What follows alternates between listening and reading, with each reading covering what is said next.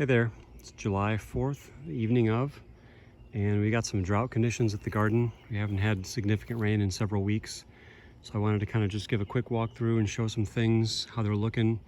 We're supposed to get some rain the next few days, so hopefully things will perk back up, but just kind of showing how things look right now. This giant miscanthus grass is looking pretty sad. Probably should give that some water. I watered it a bit yesterday. Gummy fruits are kind of still a few on there. I picked most of them a few days ago. They are nice and ripe now, but the harvest is basically finished for those. I'm sorry, you'll hear some fireworks because dumbasses can't live without their fireworks for the 4th day in a row. This peach tree has quite a bit of fruit. I've thinned probably 75% of it off. You see some discoloration in some of the branches here. A lot of these fruits have problems. They're about the size of golf balls now, but you can see like this one has a bunch of sappy stuff coming out of it. So if I get 2 or 3 peaches that aren't totally messed up out of this tree, I'll be happy just to try those. I should bag some, but I haven't. You can see some plants like cup plant are showing some stress. Monarda has some leaves turning yellow. Cup plant again. New England aster does not look very happy. That's a plant that likes wetter soils. My serviceberry still got some fruits hanging on, but they're all dried up. The harvest is done for most species of serviceberry. There's a few that still have good fruit on them, but not this species. This is Amelanchier laevis. Wanted to show these beautiful native wild roses are kind of in full bloom right now. I planted quite a few more of these in the hedgerow here, so I'm excited. This stuff in the hedgerow I've been giving some supplemental water to just to keep it alive. It's been planted here for 2 years. I don't want to lose it and have to start again. So helping that stuff out. All the small trees and herbaceous perennials, shrubs, I've been giving a little water to. Pawpaw straight ahead here. That's a cultivar grafted pawpaw. I think that's the only grafted one that I have still alive here. Green-headed coneflower looks pretty sad. Not thrilled with this drought. This is a Nan King Cherry. Most of my Nan King Cherries are dead here, or very sickly looking, but I do still have a few edible fruit to pick on those. So their season's just about done. Here we've got butterfly milkweed just coming into flower. I've seen some on the roadsides that's in full flower. That's a beautiful drought-adapted plant. Autumn olive showing a few yellow leaves. 9-bark looking a little sad. Hazelnut looking a little sad. Another beautiful native rose. And I think these might have been from cuttings or layered plants that I stuck a vine in the ground and let it grow into a pot for a year or something. And so I've got several of these in the new replanted hedgerow, correcting my mistake of not planting more of them originally in the hedgerow. Catalpas, these are done flowering, although I do have a couple of catalpas over at our other house next door that are still almost in full flower. They flower about 2 weeks later than most. Pawpaw here looking pretty sad. You can see I laid a bunch of green mulchy material down and the leaves are all drying up on that. Another pawpaw there. Serviceberry done. Not a lot of new stuff in the wildflower garden here. Tall coreopsis looks like it's kind of finishing off, or maybe, I don't know, halfway through. Looks a little sad. Got one sad little pale purple coneflower there. Those are kind of winding down. The regular echinaceas are just starting to flower. Like there's one there, doesn't look that great. Another gummy. Amazing that the birds are not taking the fruit on these gummies. Can't really believe it. You can see some of these are getting dried up, or they're getting little bug problems with little indentations in them. But most of them are still edible. But that plant, I've been giving water to it, but it still looks yellow, so I'm not sure. Hopefully it'll survive. Peach tree. Cultivar autumn olive, been giving that some water because I don't want to lose it. Clove currant looks unhappy. Looking over here, we've got a dead chestnut and a persimmon and some self-seeded red bud over there. Quince tree.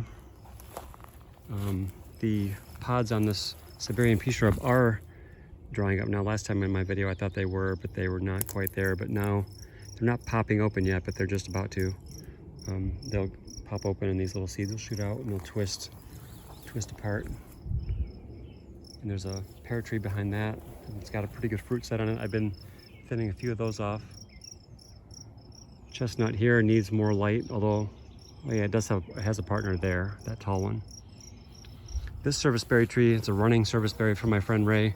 This does still have some fruit on it that's edible, though they're getting a little bit dried up. This is a smaller fruit, has more of a seedy flavor than my other species of serviceberry. I don't know which species this one is, but some of the other serviceberries that are wild around here they fruit a bit later than my Laevis do. Little leaf linden tree here, kind of maybe just past peak flowering. Smells amazing here. You can see all kinds of bugs and bees on this thing. If you're anywhere within 50 feet of it, you're smelling this great fragrance. But there's still a fair amount of activity, little weird bugs and lots of honeybees, all kinds of stuff attracted to this. There aren't that many things in this kind of flower right now. You can see the grass looks pretty burned up.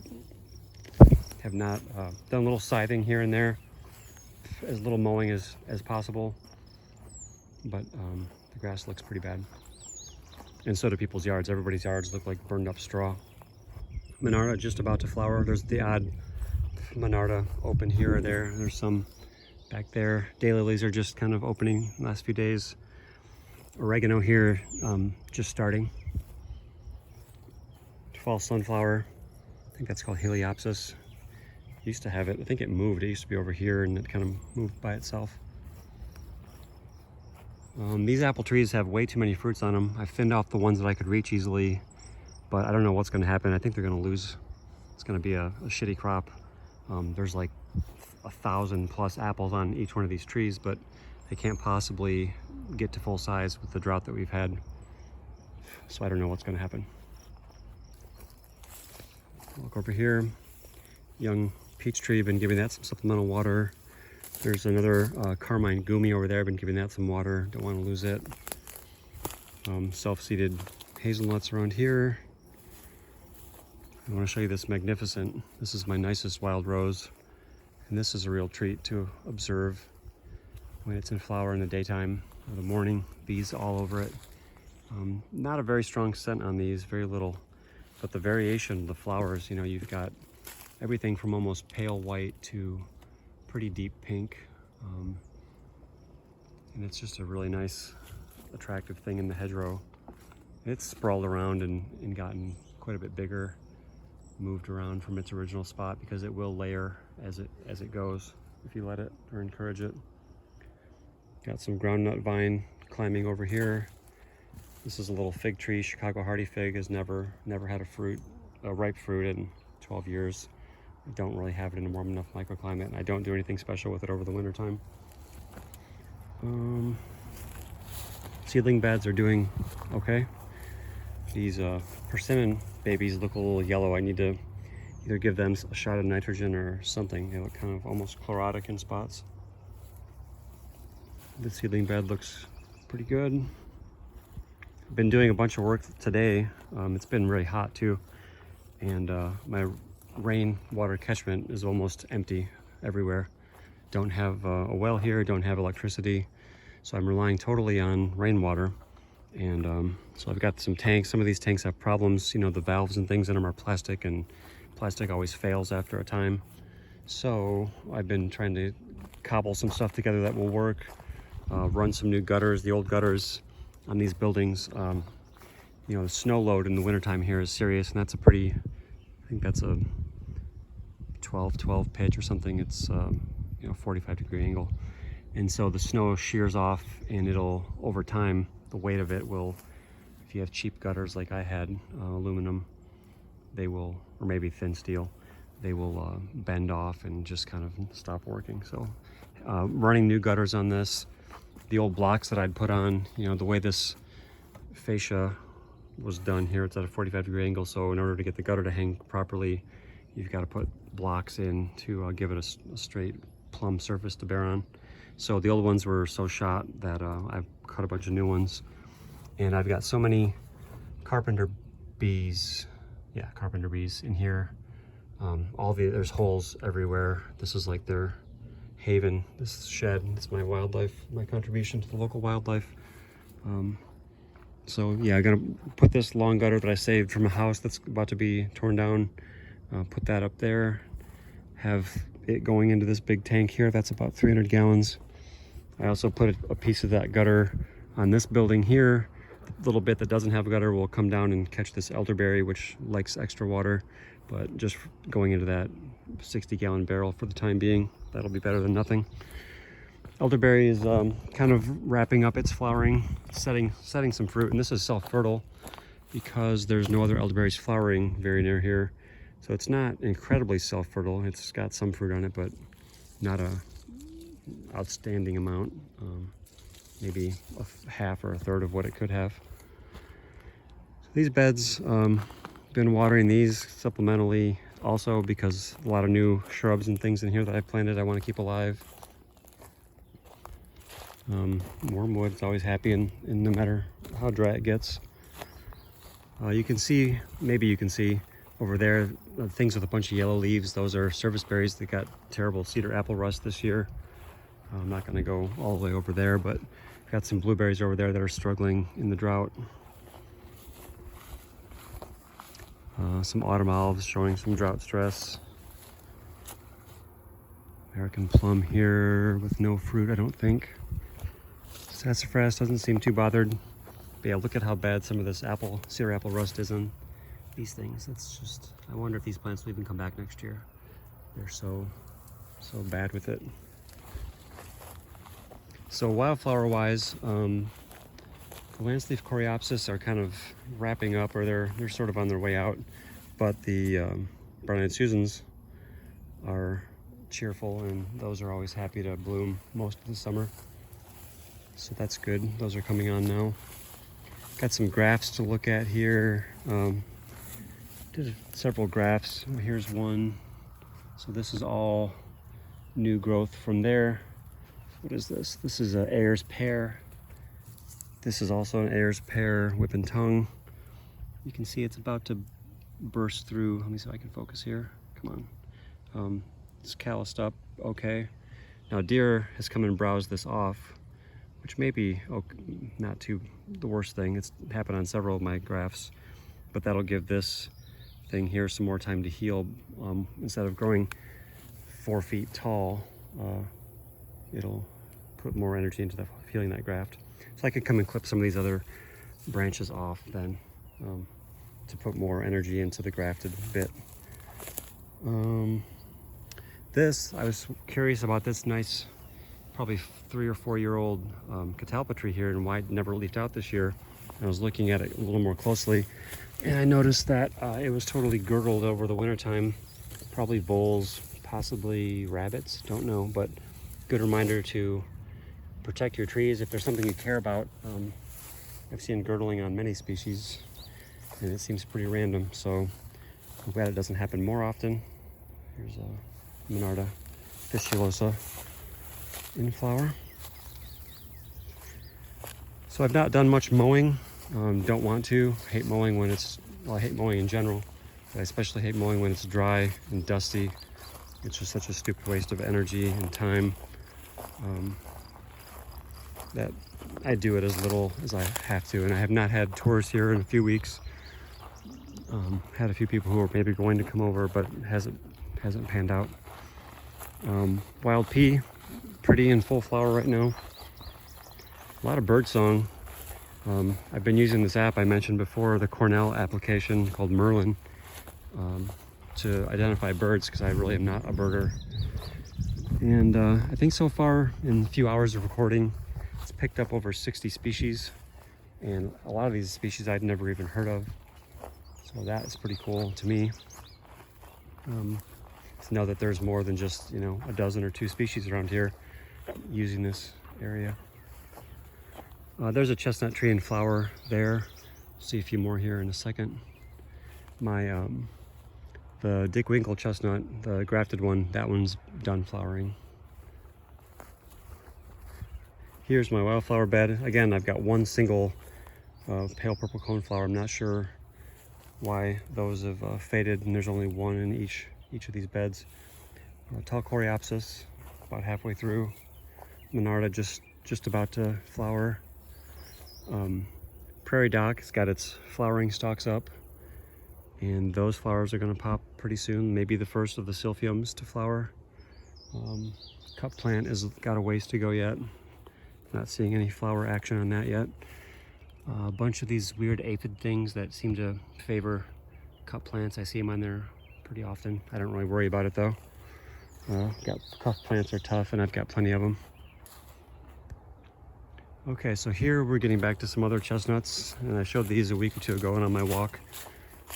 This tall American style chestnut is the timber chestnut from Oikos, and that one looks like the flowers are maybe more than halfway done. When the catkins start to turn kind of a darker color, brownish, instead of whitish or very light yellow.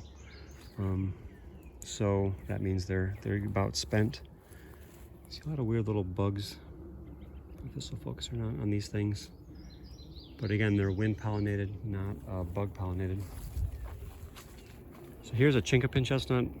And these, you can see the difference in the color of the burrs. These are all done, I think, and they look almost brown. It's not showing very well in the video, but they're quite brown. You know, here this little bit there is kind of still white, but most of them are brown. Here's I don't remember which Oikos chestnut this was. This has got some long dangling catkins. That one's kind of in full flower. It's probably catching this tall one over here, and there's a few others around here that may be flowering as well. This is another Chinkapin that is about on its way out of flowering too. Sumacs don't seem too bothered by the drought. They never really do. If it gets extreme, they will start to turn yellow and lose some leaves. Wild black cherry here has almost no fruit this year for some reason, although this one flowers later than the rest. I got some pawpaws over there. I've been watering them every week or a couple times a week maybe. Multiflora rose showing some drought stress. Let's see. Hate to always take the same damn path through the garden, but I guess it's familiar. You can compare and contrast different walks, how things look. This apple graft still growing. Still have to pick one of those leaders. This graft has not had deer come and browse it, so we've got 4 leaders to choose from here. I've got to pick one of these things and let that be the new central stem of the plant. So I don't know if I should do that now or if I should let it grow till the fall. What do you guys think? 9 bark looks kind of burned up, but I think that's just the color. Well, no, it does have drought stress. You can see yellow leaves. And then the flowers kind of turn this reddish brown. And they're like bubble wrap. But yeah, this is looking a little sad. 9 bark does not seem super drought tolerant. Chestnut area, autumn olive, catalpa with some dead leaves, flagged little leaves and branches. They always blow off in the wind. What else do we have here? Oh, there are some Seguin chestnuts flowering back here. I think only 2 of the 4 that are still alive back here are flowering. And these tulip trees, tulip poplar, no flowers that I've seen this year, strangely. Just these weird bracts. Don't know if these are not old enough to flower. I thought I saw flowers on one a couple years ago. Cool looking leaves, weird kind of cute shape. I don't know if you can see these or not. I have a mystery here. So here's a grafted apple that I grafted last year on with a red something or other, red Geneva or something, I can't remember. But I've got a couple mystery persimmon trees. I've got one here, and I've got one over there somewhere. And this is kind of my pecan area with pecans and also some chestnuts. And I don't know where these persimmon trees came from. I don't remember planting them. I guess it's possible that I might have had a few extras and stuck them in the ground over here. But I really don't, or they were mislabeled or something, but I don't know. That is strange because I would have thought I'd put them by the rest of my persimmons. because you don't know if they're male or female, and you're taking a gamble there by only planting 2 in one area. So Seguin chestnuts, this one here has flowers up there, and this one has some flowers here, but the second one doesn't have much in the way of flowers, if anything, and that one there also doesn't have much in the way of flowers. The taller one is that timber chestnut, and this is a seedling of a good cultivar. I've been watering that a bit and giving it some more mulch. So ironweed, that's what this stuff is. That is about to, well, it'll flower probably in later July or August, but there's quite a bit of it here. So, you know, that's one benefit of not mowing. I think wildflowers are allowed to kind of spread around as they please, or strategic mowing. That over there looks like a witch hazel, and I don't remember if I planted that. I mean, that's my property, and I could have planted it because I know I planted a bunch of them around, but maybe it's not on my map. The ones that I've planted deliberately are not doing as well as that one, which is interesting. So maybe nature planted that for me. That's cool. Happy to have it. Let's see, I'll keep walking back. Try to make it quick here. It's already 20 minutes in. But here's a good sample of my soil. You know, the native soil here is a powdery sand, and this is the digging action of moles or something, but you know, not much in the way of organic matter. And I can dig probably 2 feet down right now, and it'll be the same stuff, just this dusty powder. I actually started a new Facebook group called Gardening in Sand for people to commiserate with me, people who are struggling with trying to grow stuff in sand. There's some butterfly milkweed that's kind of got its full flower open, very pretty. Love that color. It almost doesn't look real. This is, I think, some kind of goldenrod over here, all this crispy looking stuff. But if I walk in here, it'll sound crispy. Yeah, kind of, not terribly. This white birch is not showing too much drought stress yet, surprisingly. I have seen those get really stressed out in the past. Seeing some flagging and dead stems on this American plum. So I'm not sure if that's just the thicket self-selecting, you know, to thin some stems out. Hazelnuts are fairly drought adapted, and you'll see a few dying branches here or there. Nothing too major yet at this point in the season. Hope it doesn't get much worse, but it's not really under my control. Autumn olive showing some stress, yellow leaves. Walnut, black walnut, well, it's supposed to have been an English walnut, but the damn graft died or something. I think it's just a stupid black walnut now. That is a Bwart nut. Sumac. This is rosinweed. Pardon me. Those are, well, those might flower kind of at the same time as those compass plant, or whatever we saw a few minutes ago. Milkweed, common milkweed. So this is odd. This is kind of a bummer. These are some grafts we did, and there's no leaves. Something's eating all the damn leaves off. So it looks like I need to cage this. Looks like the grafts are intact, but the deer are just hammering this. Maybe this is a particularly tasty. This is the Laundromat Apple. Yeah, these looked good a week or two ago, and actually you can see it's bursting through the tape, the parafilm there. So it's growing, not real vigorously, but it is growing. But yeah, I need to put a cager on this if I want it to survive, because if it doesn't have any leaves, it can't photosynthesize, and it's not going to amount to anything. There's a few odd brown-eyed Susans, milkweed flowering there. Well, this one, I think this is moth mullein. Pretty sure that's what this thing is. The leaves don't really look like mullein. When I first saw this, I thought maybe it was a type of evening primrose, but I think from my research in the past, that's moth mullein, or it's a plant that looks like moth mullein that has these little round, weird seed pod things that come out from the stem. Come over here, look at this American plum. See what the fruit's looking like on that. This won't be ripe anytime real soon, but they are sizing up a bit. See, you got some problems on some gummy stuff coming out. These won't get very large even when they're fully ripe. They'll be surprisingly small to most people, like a large cherry maybe. There's a lightning bug. So yeah, maybe I should thin off some of this damaged fruit that's oozing, just so that the plant's not wasting its energy trying to fill out fruit that's not fit to eat or to bother with. You can see that it looks a little moody. I thought it'd be nice to shoot a video while it's kind of overcast, because then you don't have all the stupid harsh shadows everywhere, glaring sun and all that. This is white stuff is Yarrow. Got a lot of that. That's one of my key wildflowers here. Got some chrysanthemum, wild weedy chrysanthemum flowers, daisies.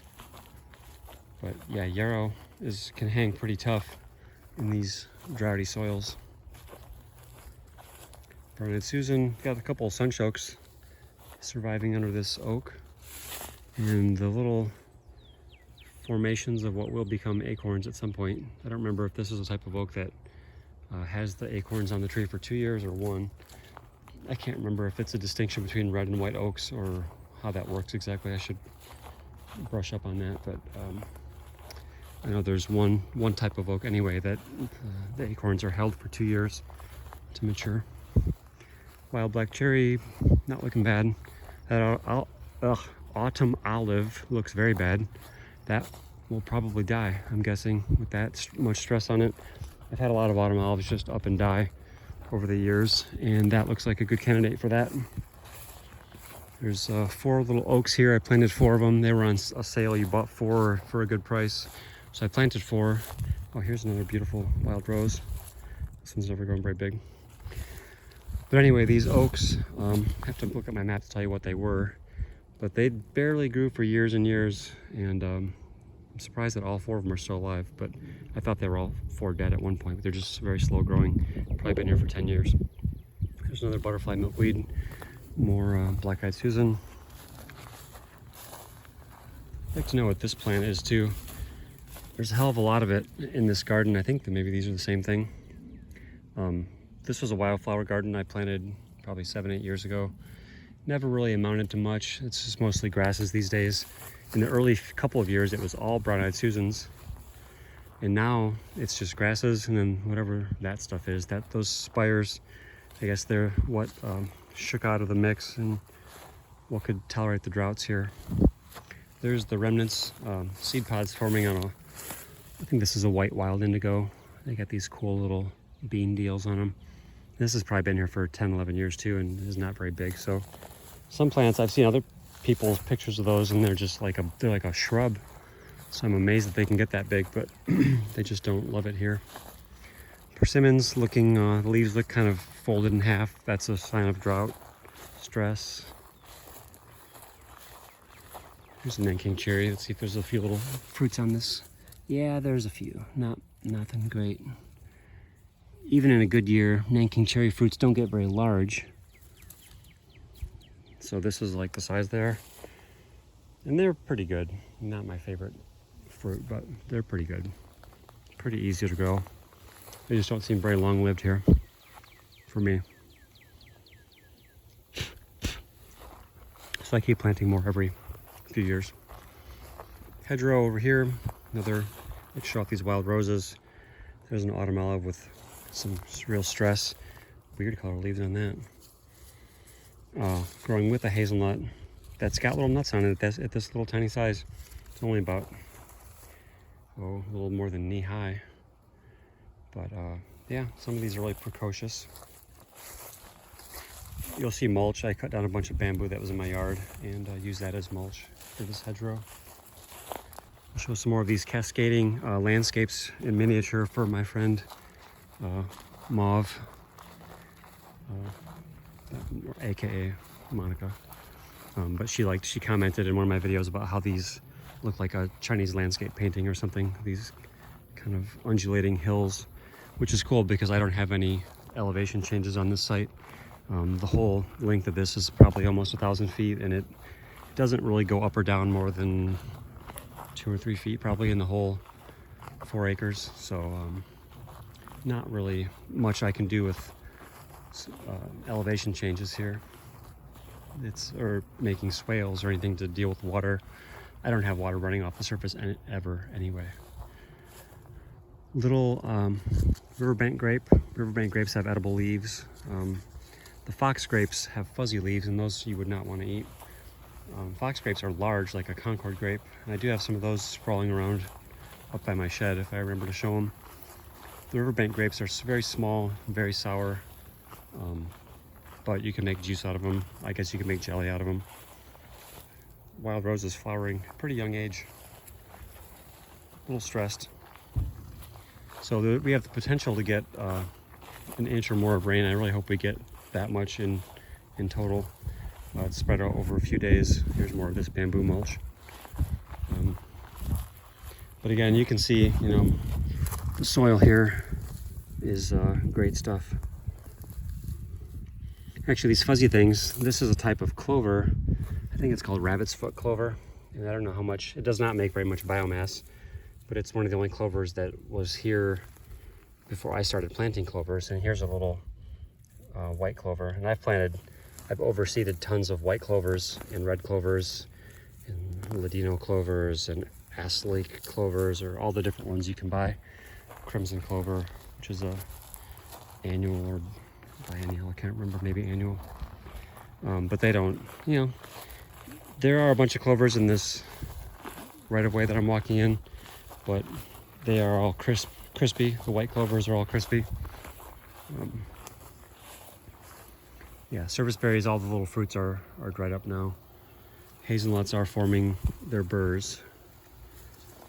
Those are neat to watch. And some of these, there'll be 6 or 8 or more sometimes in a single burr, depending on how the pollination worked out. So, 32 minutes in, here's a service berry showing a little stress. This hazelnut looks weird. That leaf looks like it's got sun scald or something. That's not just a trick of the lighting, that's like an actual scorched looking leaf. Here's an autumn olive that I transplanted into a hedge here, and this looks like it's not going to make it. And I've been watering this fairly often. It's disappointing, but it doesn't look good. Here's a white wild indigo that almost no seed pods, which is weird. The other one had those seed pods on it, but this is a bigger looking plant. Another Nan King Cherry that's about dead. This is wild oats or river oats. Say hi to the deer camera. Click.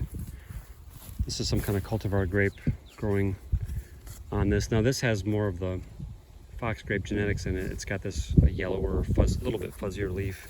Don't remember what variety that is, but I'll show you a fox grape that's showed up. And I'm glad I kind of let this grow for a few years. I could have just yanked it out, but it's got a bunch of fruit on it this year.